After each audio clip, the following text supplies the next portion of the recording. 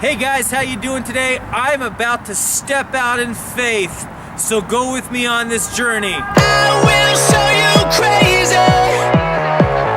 I'm a maniac. No more final warning. I'm not holding back. I ain't going nowhere. Let the roof cave in. About to blow up something. Here goes nothing. Watch me hit the That actually wasn't that bad. I think it was much easier to do that than the story we're going to talk about tonight. So, if you haven't figured out what we're talking about yet, I came out here on the ice to kind of talk about a story where someone in the Bible walks on the water. And I thought this was relevant because in a sense I'm walking on water right now. And, you know, it took a little bit of faith to come out here, but not that much because I know I'm not going to fall through, and if I do, there's only dirt below me. It's not like this is a lake or anything like that. But the story we're going to talk about tonight involves someone who actually walked on water, not walking on ice. So, you guys, I want you to go ahead and open your Bibles to Matthew chapter 14, verse 22. And while you're turning to Matthew 14, 22, I'm going to pretend to skate like I'm in the Olympics. If you found your Bible verse, you can find this music. We're going to go out in the middle so it feels like we're really brave right now. I really hope I don't fall, but I'm thinking all of you right now are hoping I do. Okay, Matthew chapter 14, verse 22. Here's what it says. Immediately after this, Jesus insisted that his disciples get back into the boat and cross to the other side of the lake, while he sent the people home. After sending them home, he went up into the hills by himself to pray. Night fell while he was there alone. Meanwhile, the disciples were in trouble far away from land, for a strong wind had risen, and they were fighting heavy waves. About 3 o'clock in the morning, Jesus came toward them, walking on the water. And when the disciples saw him walking on the water, they were terrified. In their fear, they cried out, "It's a ghost!" But Jesus spoke to them at once. "Don't be afraid," he said. "Take courage, I am here." Then Peter called to him, "Lord, if it's really you, tell me to come to you walking on the water." "Yes, come," Jesus said. So Peter went to the side of the boat and walked on the water towards Jesus. But when he saw the strong wind and the waves, he was terrified and began to sink. "Save me, Lord," he shouted, and Jesus immediately reached out and grabbed him. "You have so little faith," Jesus said. "Why did you doubt me?" And when they climbed back into the boat, the wind stopped, and then the disciples worshipped him. "You really are the Son of God," they exclaimed. So this is one of my favorite stories in the Bible. This is one of those stories you hear as a child about Jesus walking on the water to the disciples. Another one of the Gospels says the disciples are about 3 or 4 miles out into the sea, out into this lake, and Jesus comes walking in the middle of the night on the water, and they're like, "Oh my gosh, it's a ghost. Who is this thing? What is this thing walking on the water towards us in the middle of a storm?" And then they see that it's Jesus. I don't know how I would respond because I've never seen someone walk on the water. But I think I would be kind of scared, kind of freaked out a little. But they see it's Jesus. And then Peter, who is so interesting, Peter does so many things in the Bible. He's so interesting because he's the one that says, "Well, if it's you, ask me to come out on to the water, to walk on the water." And so Jesus says, "Come on out," and Peter does it. Now, I mean, it takes a little bit of faith, like I said, to walk out on ice. Especially if you were out like one of those ice fishermen, things like that. But it doesn't take a lot of faith to walk on this. But I can't imagine what Peter was thinking, because he stepped out onto this water in the middle of a storm, in the middle of a lake, and he walks on the water.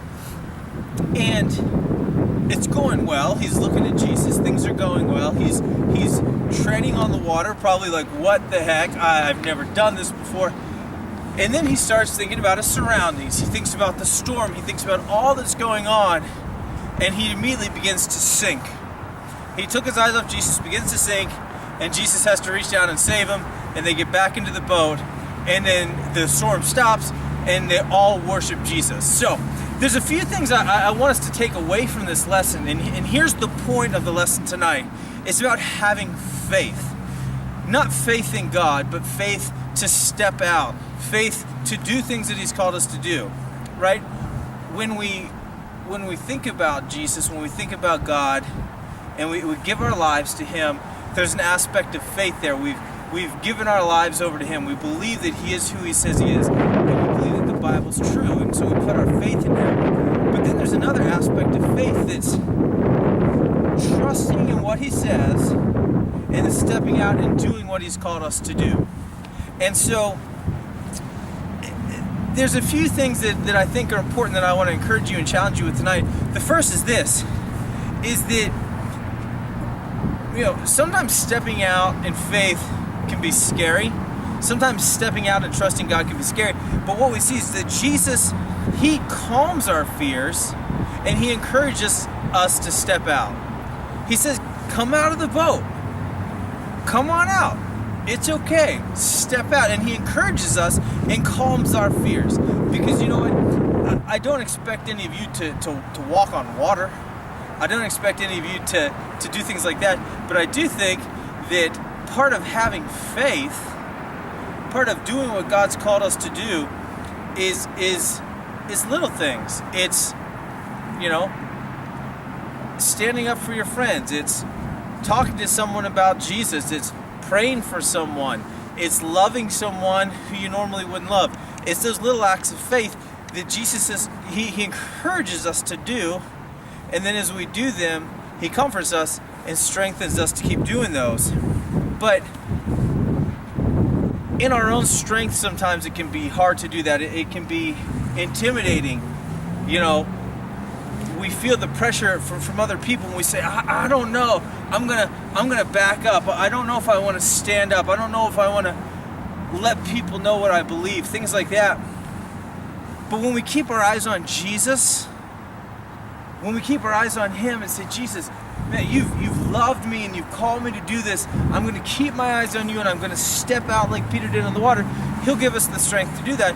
But the moment we take our eyes off him, the moment we begin to think about our surroundings, the moment we begin to think about what other people might think, the moment we begin to think, well, what's going to be the consequence of this? What's going to happen if I pray for this person? If I go to a Bible study at my school, how is that going to affect my image? How are people going to take that?